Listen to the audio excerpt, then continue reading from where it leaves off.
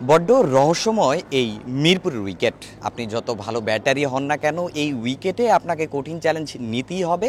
এটা স্পিনারদের স্বর্গ। তাই তো দ্বিতীয় ওয়ানডের একাদশে দুদলই আসবে একাধিক পরিবর্তন। মিরপুরের এই উইকেট নিয়ে সমালোচনার চারদিকে। ওয়েস্ট ইন্ডিজের হেড কোচ ড্যারেন সামি বলেছিলেন এমন উইকেট তিনি দেখেননি এর আগে কোথাও। তবে তার সেই কথার জবাব দিলেন মুশতাক আহমেদ। তিনি মনে করিয়ে দিলেন ভারতের দিল্লির সেই কালো উইকেটের কথা। আমার ক্যারিয়ারে এমন উইকেটে অনেকবার খেলেছি। অনিল কুম্বলে যে ইনিংসে 10 উইকেট নিয়েছিলেন, দিল্লির সেই উইকেট এর চেয়েও অনেক খারাপ ছিল। তবে যত কথাই হোক না কেন, এই সিরিজ বাংলাদেশের জিততেই হবে।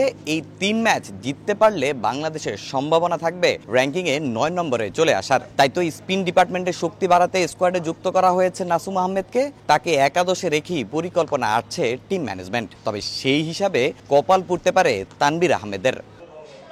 পেস ডিপার্টমেন্টেও পরিবর্তনের আভাস। ওয়ার্কলোড বিবেচনায় এ ম্যাচে থাকবেন না তাসকিন আহমেদ। সুযোগ মিলতে পারে তানজিম সাকিবের। ব্যাটিং ডিপার্টমেন্টে খুব একটা পরিবর্তনের কথা শোনা যায়নি। প্রথম ম্যাচে যারা খেলেছেন তারাই থাকবেন দ্বিতীয় ম্যাচে। তবে গুঞ্জন আছে সুযোগ মিলতে পারে জাকের আলী অনিকের। ফিল সিমন্স এবং মুশতাক আহমেদ লম্বা সময় তার ব্যাটিংটা সামনে থেকে দেখেছেন এবং তার ভুলগুলো ধরিয়ে দেওয়ার চেষ্টা করেছে। তবে তিনি খেলবেন কোথায়? শোনা যাচ্ছে যদি তাকে খেলানো হয় তাহলে হয়তো বাইরে রাখা হতে পারে নুরুল হাসান সোহানকে। ওয়েস্ট ইন্ডিজ দলের একাদশেও আসতে পারে একাধিক পরিবর্তন। স্পিন ডিপার্টমেন্টে শক্তি বাড়াতে চেয়েছিল তারাও। গণমাধ্যমের খবর, স্পিন ডিপার্টমেন্টে শক্তি বাড়াতে স্কোয়াডে যুক্ত করা হয়েছে আকিল হোসেনকে।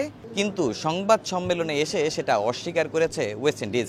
না, সেম স্কোয়াড, সেম স্কোয়াড। এদিকে বাংলাদেশের ক্রিকেট নিয়ে হাজারো ক্ষোভ ভক্তদের। সোশ্যাল মিডিয়ায় ম্যাচ বয়কটের ডাক দিয়েছিলেন ভক্তরা। তারপরও প্রথম ম্যাচে প্রায় 10,000 দর্শক হাজির হয়েছিলেন এই মাঠে। অনলাইনে টিকিট বিক্রি হয়েছে 8,000-এর বেশি। এই ম্যাচে যার সংখ্যাটা আরও বাড়তে পারে। মিরপুর শেরে বাংলা ক্রিকেট স্টেডিয়াম থেকে তামিম হোসেন, সময় সংবাদ, ঢাকা।